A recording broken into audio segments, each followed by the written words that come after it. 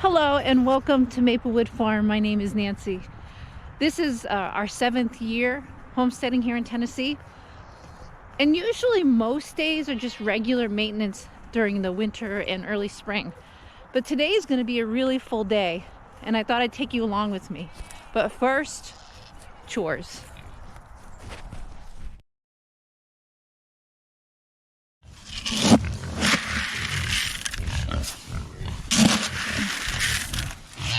They are a week out from processing date. I'm kind of sad to see them go. I've liked having them around, but they have served their purpose on the farm.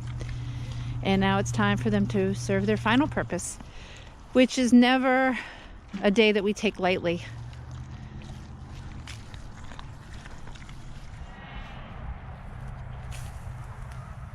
Thor, you're such a pretty boy, Thor. Good morning, Maple.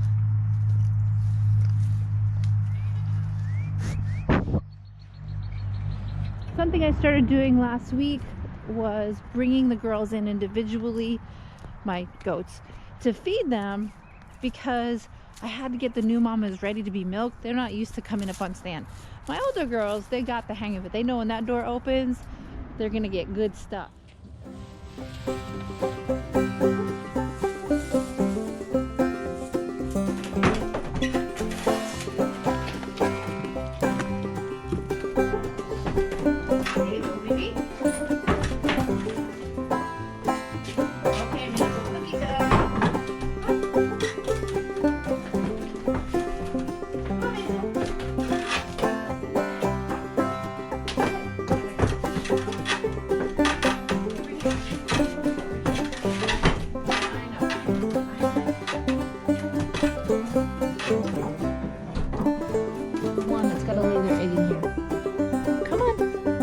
Fancy pants, let's get out.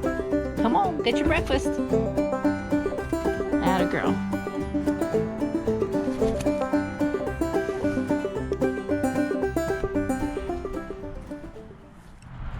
Now that the chores are all done, I'm going to take you on a little trip through my greenhouse. Over the weekend, I planted some seeds. I know I'm maybe a little early on some of them, but the Farmer's Almanac said I was within my range, so let's go see what it looks like. It's an 8x16 cattle panel greenhouse that we actually built during the pandemic, and I'm really grateful we did. This is what it looks like 4 years later. All we did is we bought 6 2x6x8 pieces of wood, and in the middle of it we joined them together with joist bracing. Then we got 3 cattle panels. I believe they're 4-foot cattle panels. Nope, I misspeak. We got 4 4-foot cattle panels to put across the bottom and attach them with U-nails. Then we framed out a space for the window, and it braces it at the top and on the sides. And then we also used pipe foam to protect this is actually greenhouse plastic we got off of Amazon, to protect that from being wrecked by the cattle panels. And it's worked really well. And here's the door framed out. I think the trickiest part was trying to figure out how to attach the plastic. It wasn't terrible though. And then also framing out the door.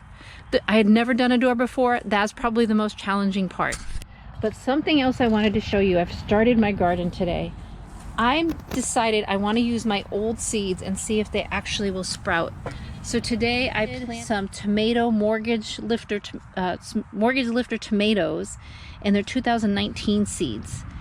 Beefsteak tomato seeds from 2022, red cherry tomato seeds from 2018, and cauliflower from 2020. I'm going to come out here tomorrow and plant some broccoli, but I am so excited. The reason I'm planting so early is these should be ready in time for the farmer's market. I sell soap at the farmer's market, and I think I'm going to try to sell some seedlings And they actually won't be seedlings at that point. They'll be pretty close to being able to bear fruit by the time the farmer market starts. So I want to try to sell some of those to try to create some more income for the farm. Okay, so we made the mistake of not putting rocks on top of the landscape paper when we first moved here. So this place got completely overrun by weeds. We're going to invest in gravel in here this year. So stay tuned for that.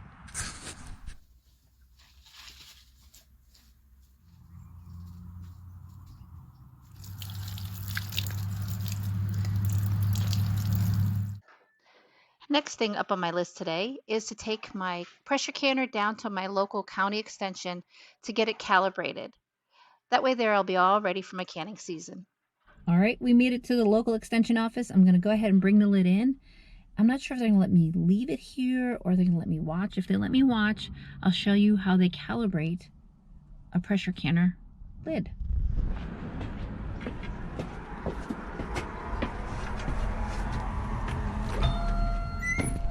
Cool.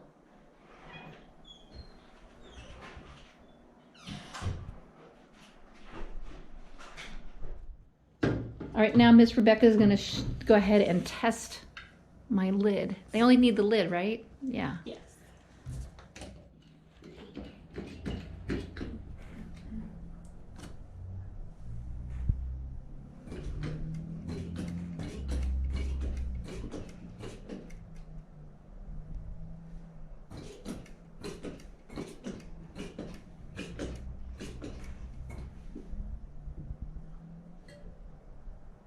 Oh, it's perfect. You are triple check. Thank you. Maple! Maple! You are a big girl! Look at that belly! Oh, you checking out the pigs? You don't know what to make of them, huh? So I'm headed down to prune my trees. Now, a lot of the work to train them has been done in the first couple of years. We've had these in the ground since we first got here. The very first year we were here, I bought them and put them in. I spent the first couple of years training them. That means opening them up and pruning them to train them in the direction I wanted them to ultimately go. So today's really more of a maintenance. I'm going to be looking for sprouts that go straight up and cutting those off, or branches that cross over one another, potentially harming one another and open it up for disease.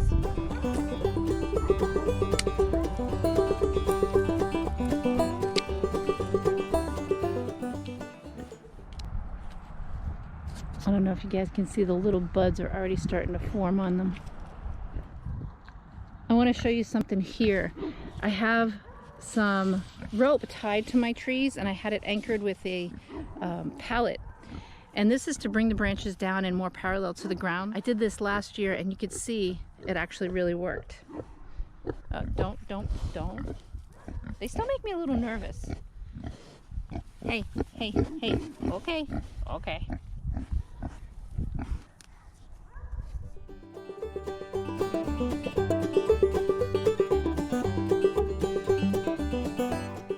The other thing, by cutting some of these branches off, it's going to allow all the energy to go into the fruit that comes out on the branches that are left. So it's another good reason to prune. You'll get bigger fruit.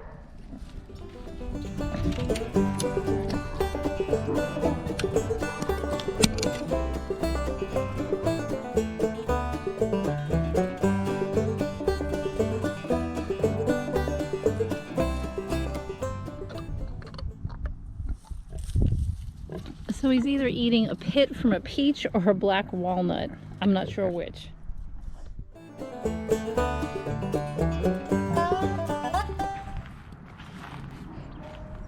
Shh, the piggies are sleeping.